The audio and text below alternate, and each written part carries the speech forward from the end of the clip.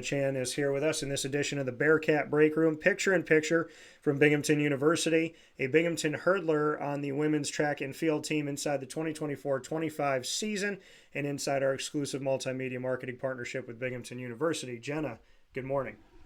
Good morning, Dan. Thank you for having me. Absolutely. And as I was saying going into this, this is not the first time I've gotten to speak with hurdling this season when it comes to track and field. I got to do something with Liverpool High School in central New York, and I find it incredibly awesome, unique, difficult.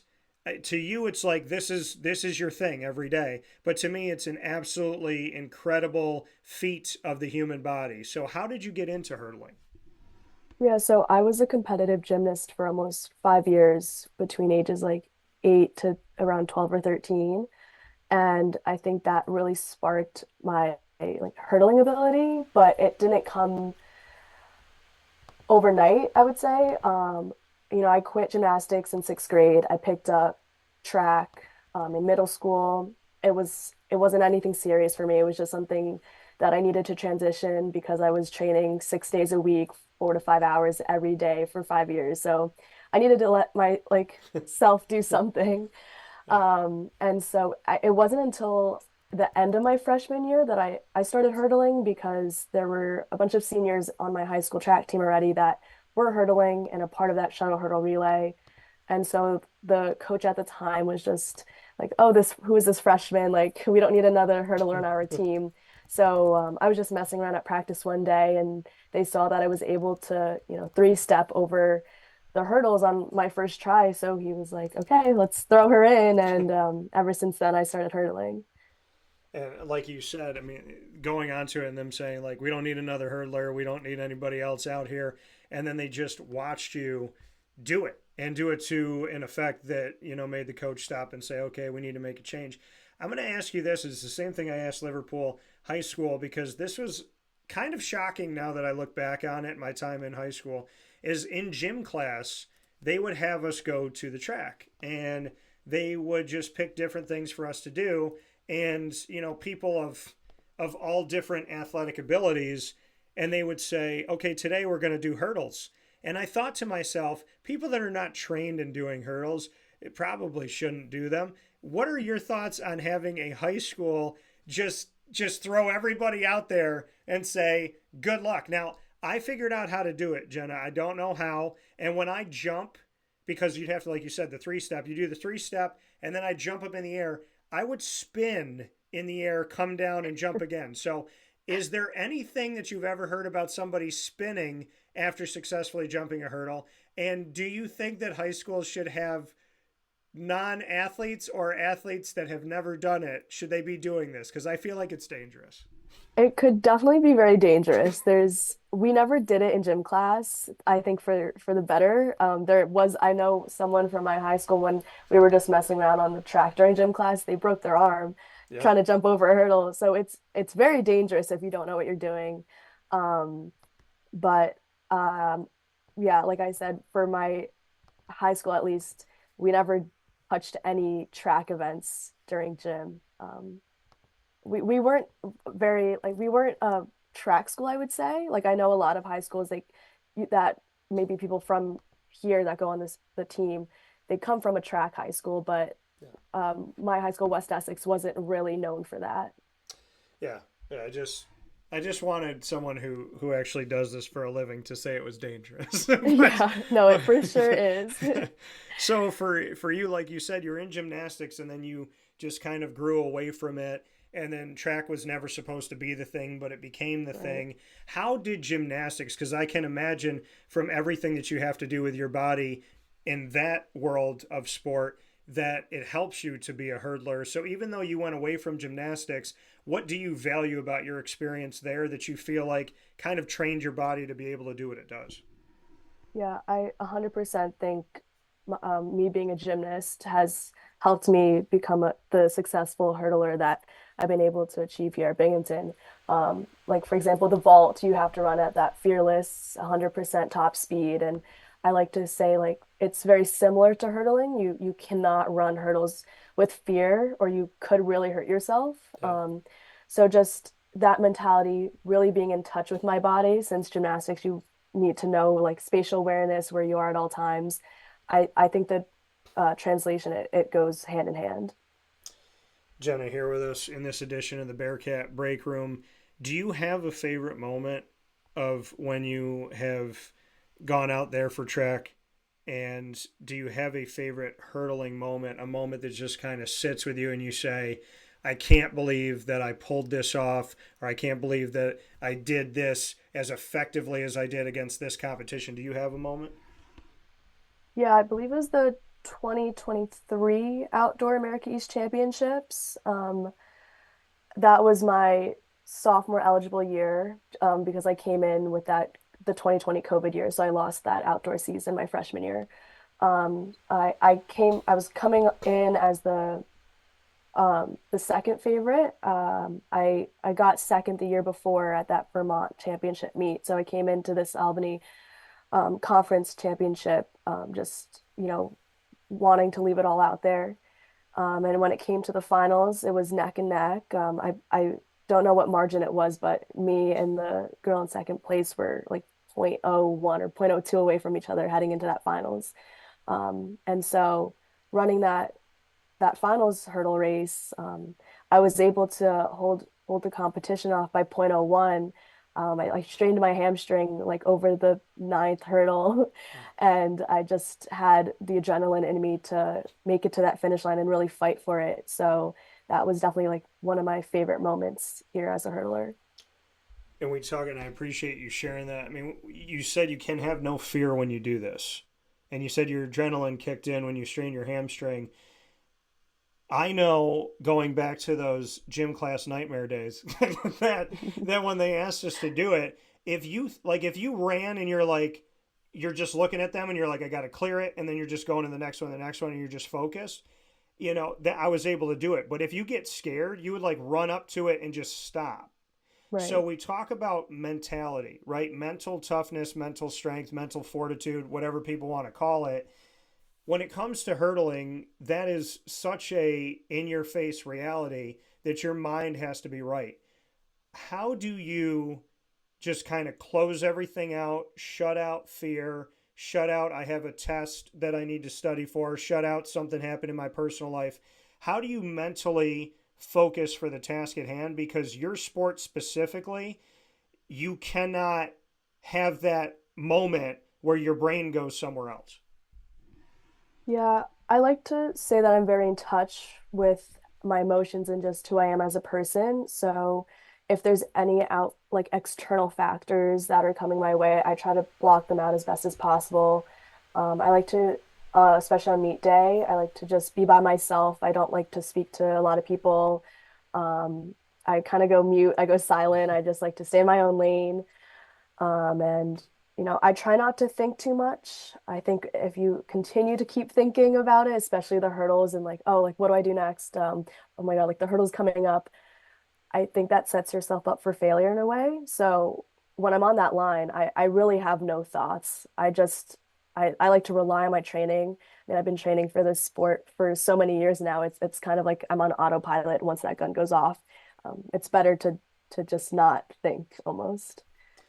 So you've said that you've successfully figured out how to not think. Most of this world would be like, Jenna, put it in a bottle and send it to me.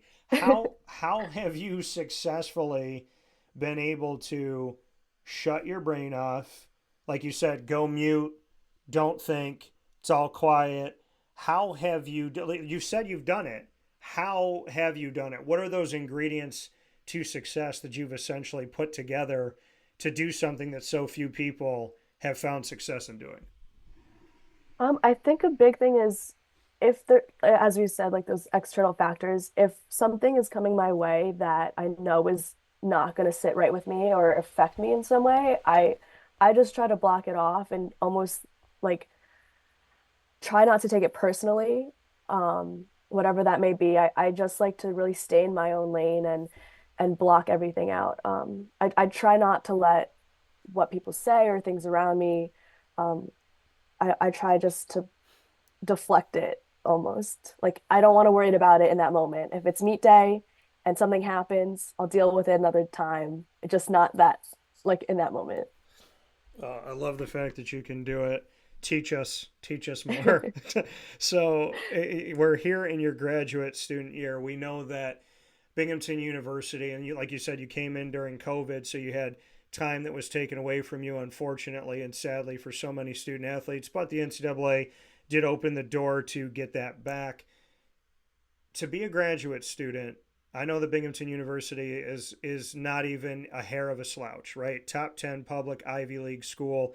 So what did you study bachelor's wise, and what are you studying as a grad student, and kind of your hopes for the future? So my undergrad, I was a business administration marketing major, and then I'm doing the 4+1 program. So I'm getting my MBA with a concentration in marketing and management information systems. Um, I think there's two parts, I think, for me doing this fifth year. At the time, I didn't have a job lined up, and I also had that indoor eligibility. So I was like, why not? It's a no-brainer. Let me get a higher education and still compete for Binghamton. And I'm very fortunate. I do have a job lined up. I did an internship this past summer at Ross stores in New York City, so I'll be back there once I graduate. So going back to New York City. Yes. Now, are you going to be living in, are you going to be like, are you going to be home? Are you going to challenge the living in New York City? I'm asking this because I have spent enough time in New York City over these last few months, few years, to say that I like to visit, but I don't like to be in the heart of it. Are you going to Live. put yourself in the heart of it? I go back and forth on it every day. My commute, it's not the worst thing in the world. It's like an hour 15 from home. I'm from North Jersey, so I would have to, trek it out. But if there's a good housing opportunity, I'll definitely live there. But for now, the plan is to commute for the foreseeable future.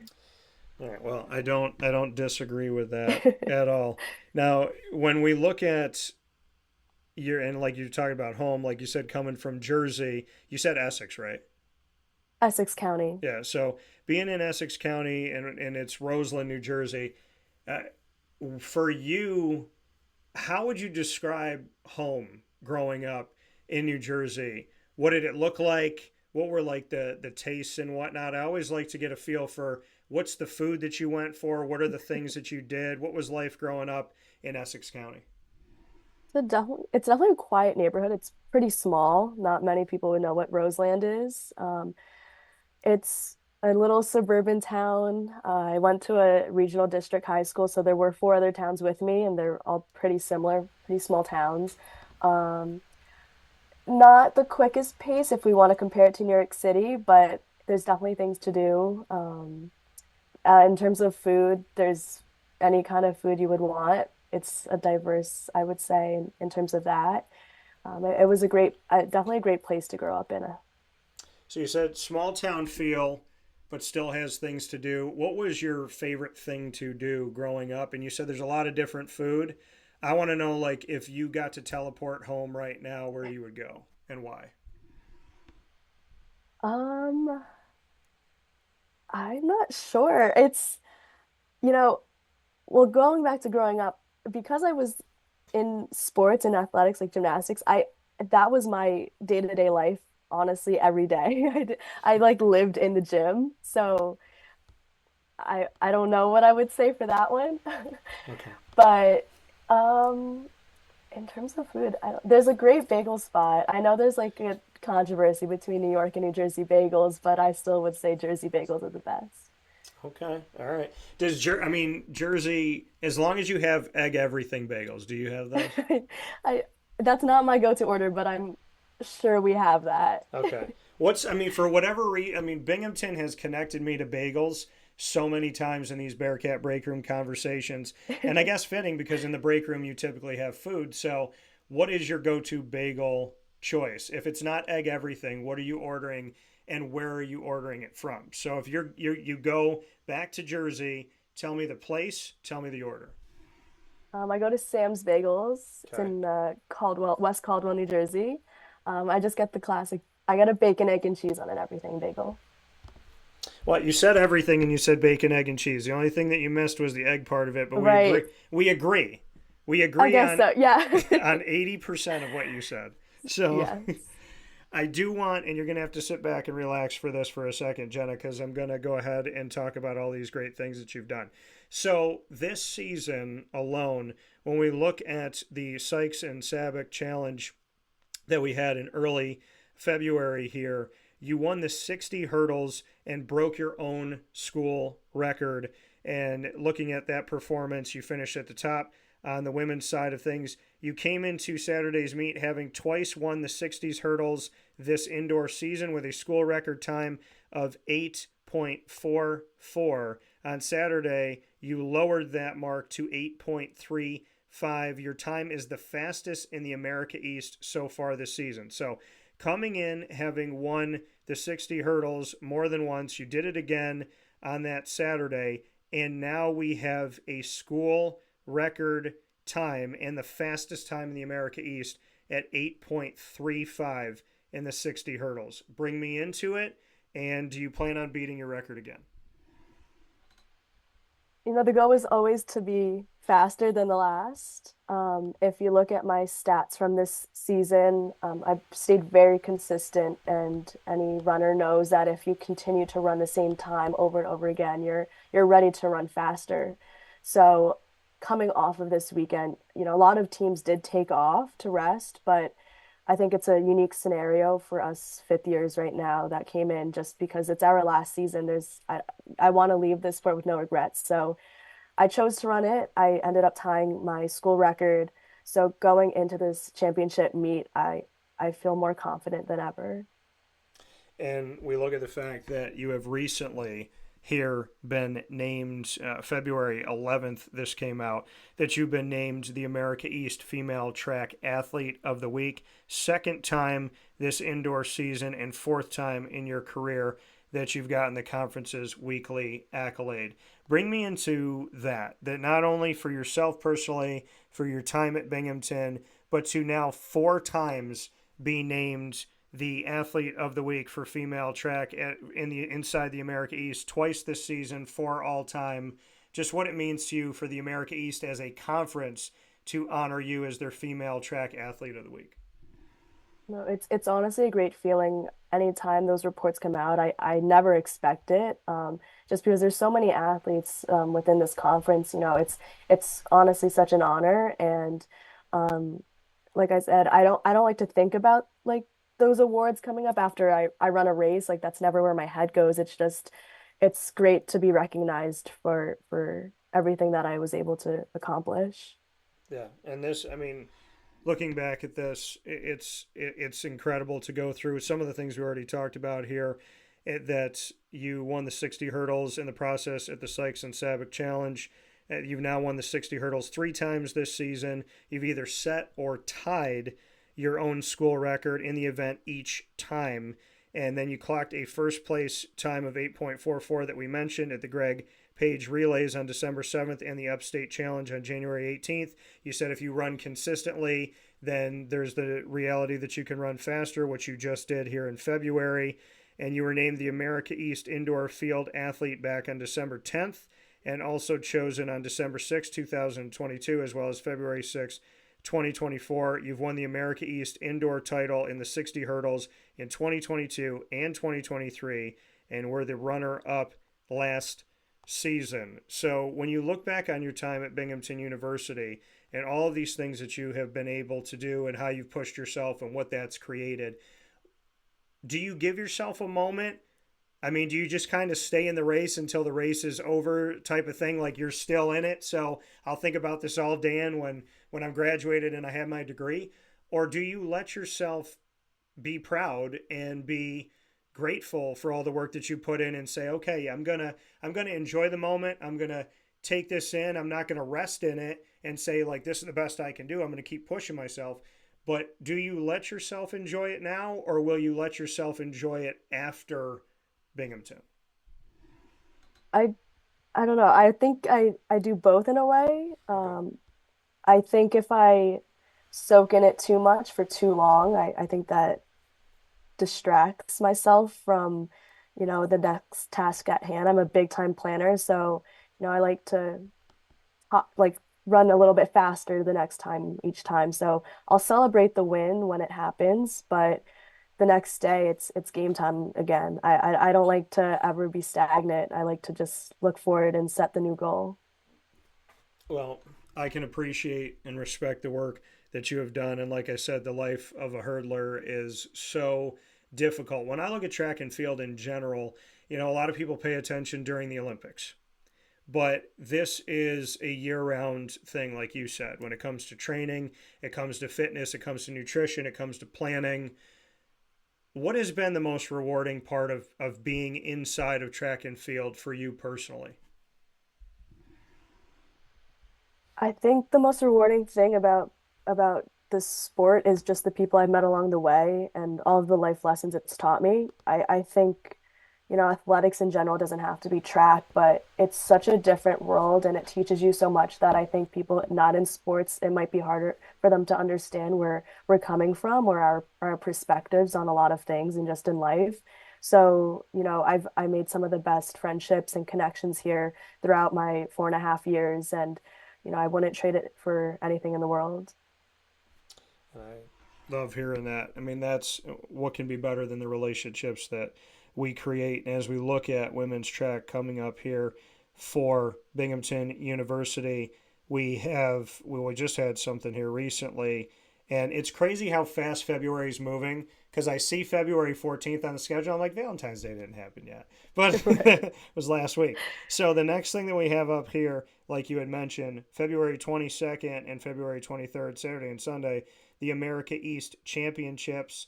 And then there's more to be had beyond this. There's plenty to be had here. So for people that don't understand the scheduling, and I want to get into this for a second with you for women's track, is that we see the America East Championships, the ECAC IC4A Championships in March, NCAA after that, and then it's NC State, and then it's William and Mary, and so on and so forth. So they think like after the NCAA's, it's over, but it's far from over. There's all different pieces to the season. There's the Virginia Challenge, the Penn Relays. How would you describe this? Because people think of seasons as you go, in the case of track and field, you go to a meet, you go to an event, right? And you have all these individual hosted events. When that's done, you go to conference, you go to NCAA's. That's what people think. But in the case of the actual schedule collegiately, is you have the opportunity for that postseason, and then we're jumping right back into other parts of the season. So just how you would describe it. Right. So track is one of those unique sports where it doesn't stop. If we can get even deeper into it with cross country, they have their fall season, winter, and then spring. So our training it's catered towards us. It's very strategic because we do have a long season. Right from indoors, we have a few weeks off, and then it's right into that spring season. It comes up on you so fast.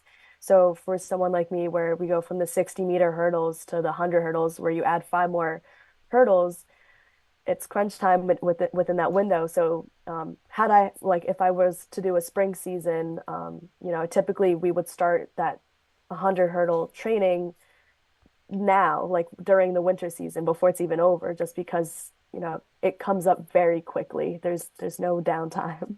No, not at all. And incredible because I'm looking at this going, it's almost over, and then it's like, No. no, no, not even a chance.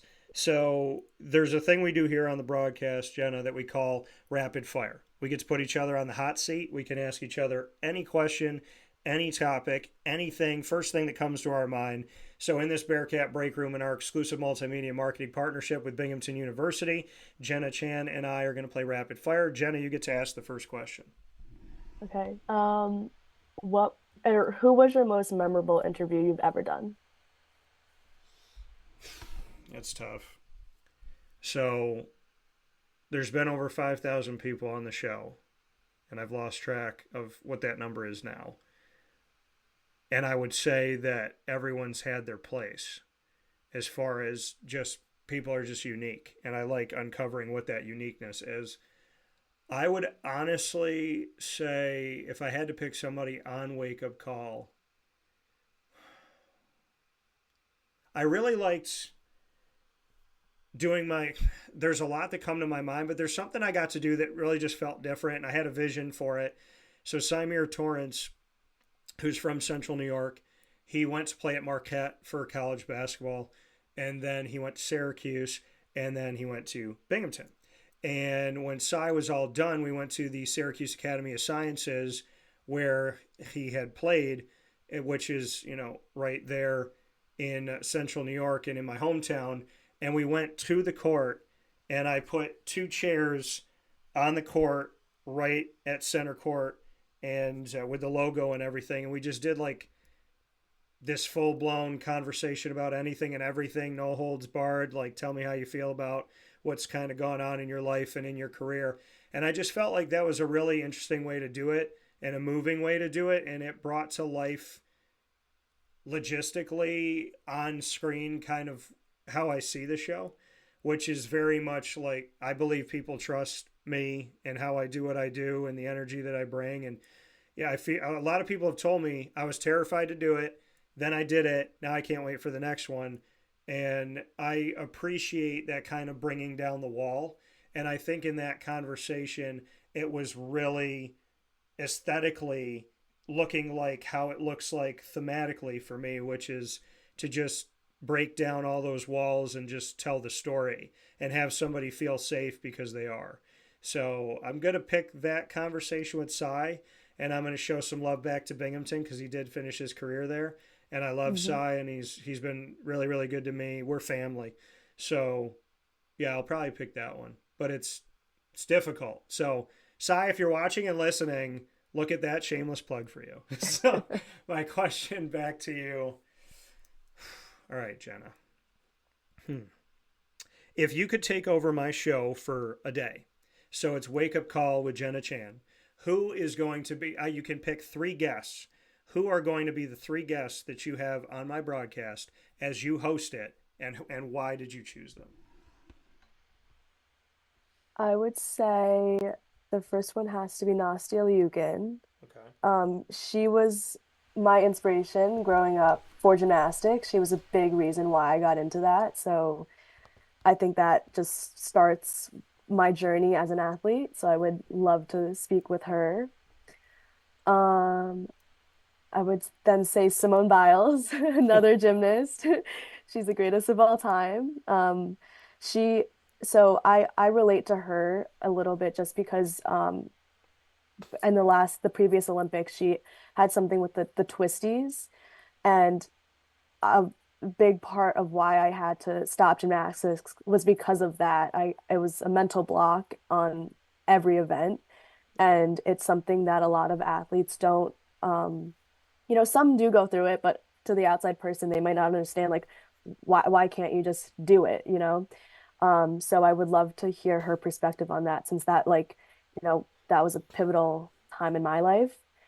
Um, and then I guess maybe one of my parents, I'm not sure, both of them collectively. Okay. Just I love my parents. I'd love to, just chat with them on here. And mom and dad's names are? Cindy and Jackson. Cindy and Jackson. So, what do you want to say to, like, and I love that you said that. You said, I just love them, so I'd like to talk with them. What would you like to say to Cindy and Jackson right now? Just thank you for everything. They've been so supportive throughout my entire life. There's not a meet where they haven't showed up. They travel hours throughout my collegiate career to watch me perform live. So, just thank you so much for all the time and energy that you've put into this. I love that. Honoring mom and dad. Respect. What's your next question for me? How did you get into podcasting, or I guess connecting with people? It started a long time ago, and it started in college. So I was at Marywood University. Binghamton is literally the middle mark between my hometown of Syracuse and Marywood. It's like it's an hour from me, and then Marywood is 2 hours, like to the nose. So went to Marywood University. I started my career. I mean, I've always had a passion for telling stories. I've been writing since I was 5. my imagination has run wild my whole life. I love creating. I love being unique. I love being original.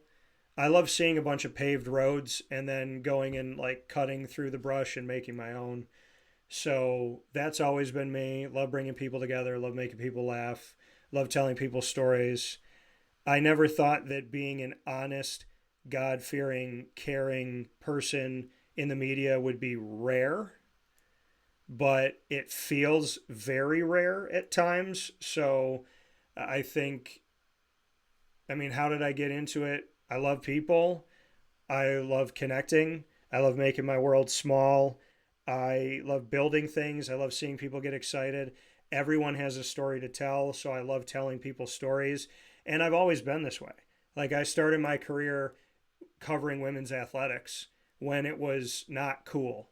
When people were like, why would you waste your time? That's so stupid. Making fun of me for it. You know, it was ridiculous in 2003 when I covered women's basketball. And when I had made the statement, not, I didn't think it was ridiculous, but other people did.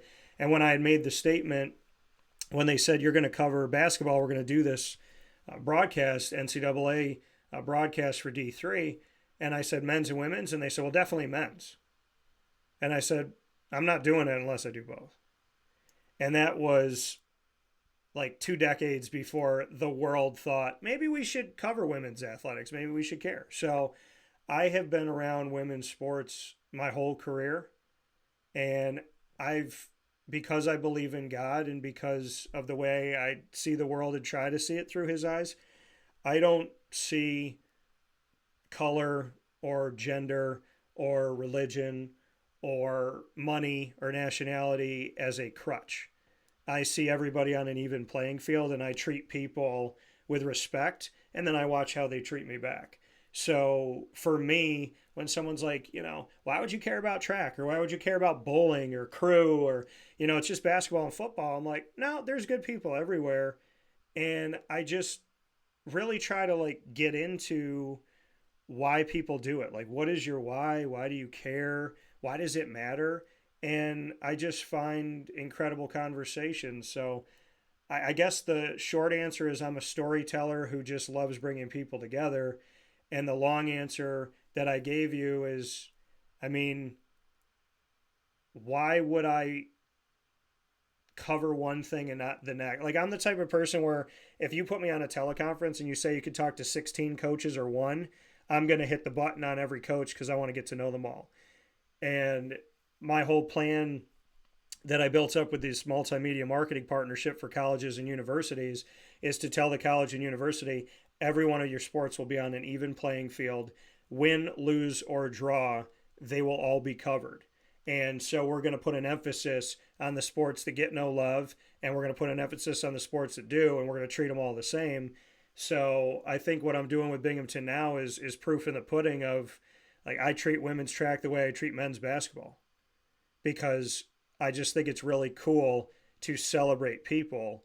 And this has been one of my, favorite conversations, Jenna, because I could tell how passionate you are. And I just think that that's the thing, that if you have passion and you have love and you have work ethic and desire, who doesn't want to hear that story regardless of the occupation? So I do it because I love the opportunity of making my world really tiny and showing people that there's greatness all around them and that there's people that are working really hard, that are going through adversity, and they're not giving up. So I feel like telling your story, if that can help somebody that's watching, then why not tell the story? If that answers the question. No, it does. I agree with everything you've said. Oh, appreciate that. My question back to you, and I appreciate that question. If you could, so you love your parents, you want to take care of them, be good to them. If you could go anywhere in the world with your family that you've never been, where would you go with mom and dad? And so where would you go that you've never been? You can pick one activity in this place. So where do you go? What's that one thing you have to do? And you can take one celebrity with your family. Who do you take? Oh gosh. I don't know. I mean, I love Europe. I traveled there for the first time this past summer and fell in love with it. So maybe I'll just drag them along with me, even though they probably don't want to go. Um, a celebrity,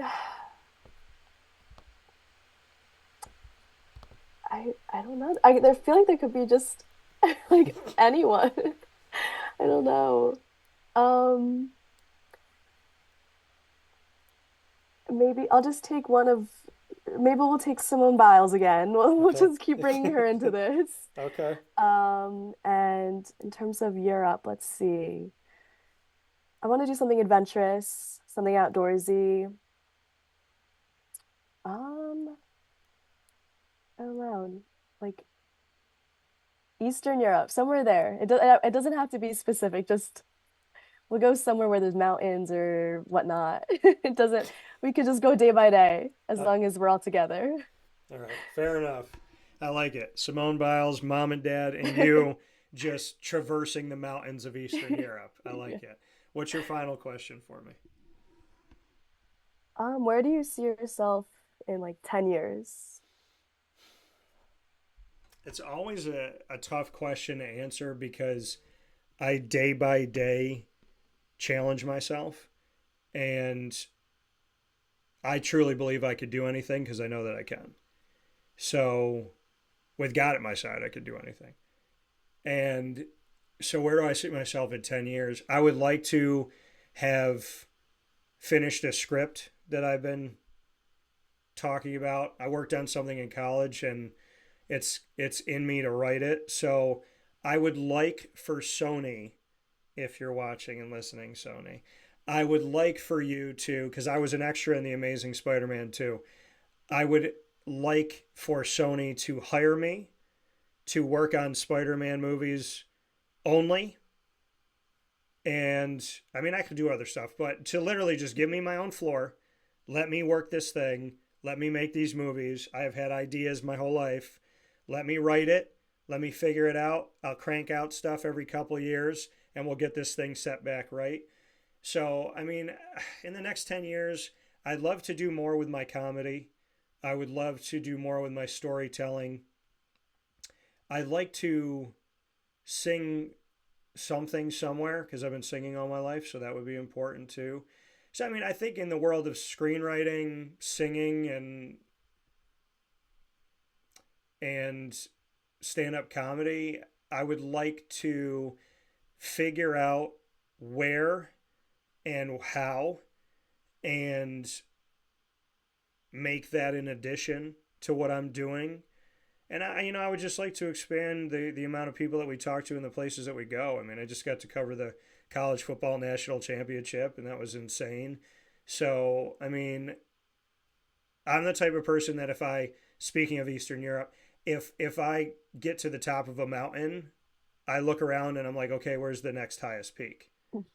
Yeah. So it's a tough question for me to answer because I could tell you something today and then I could feel that in my heart something else and God going like, hey, do this. And then I'm like, okay, I'm going to go do stand up comedy and I'm going to wait on the script. But I think I think it's just time for me to go a little bit deeper into those things that matter to me like this does and to discover what that looks like and what it feels like and how I'm going to do it. So I guess the best thing I could say, Jenna, is stay tuned. Can't wait to see. Yeah, thank you. My question back to you, I am a food person because I just love create. I love to cook. Do you cook or no? I yes, Okay. I can. Not great. It's the same meals every time, but the meals I know how to cook, I think are good. Okay. So I'm going to go with food. I'm going to say the best thing you've ever cooked. So that's one. So it's going to be a three-part question. Best thing you've ever cooked, worst thing you've ever eaten that you're like, please don't ever give that to me again, and your guilty pleasure food. Okay, so the best food I can cook, you said? Best thing you've ever cooked. Yeah. Um, I feel like I can cook a pretty good butter chicken right now. Okay. I just recently made that, so that's what I'm having this week. I feel like mine is edible. Okay. Um, the worst foods, I hate like anything like pudding consistency, like Jello or like I just hate that stuff. Okay. Like mushy bananas, things like that. I don't like to eat. So that would be the worst food I've had. Okay. And then a guilty pleasure food is I do desserts count Yeah. as Yeah.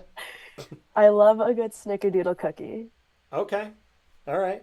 Snickerdoodle cookie. The second thing you said was the correct answer because tapioca and rice pudding are two of the most awful creations that mankind made. I got sick on rice pudding when I was 10 years old, and I still will not eat it because I can remember how I felt that day. Yep. So, It's just the consistency. yeah. It's not great. It's gross. So butter chicken, no tapioca pudding, no rice Nope. pudding. If somebody makes that for you, they don't love you.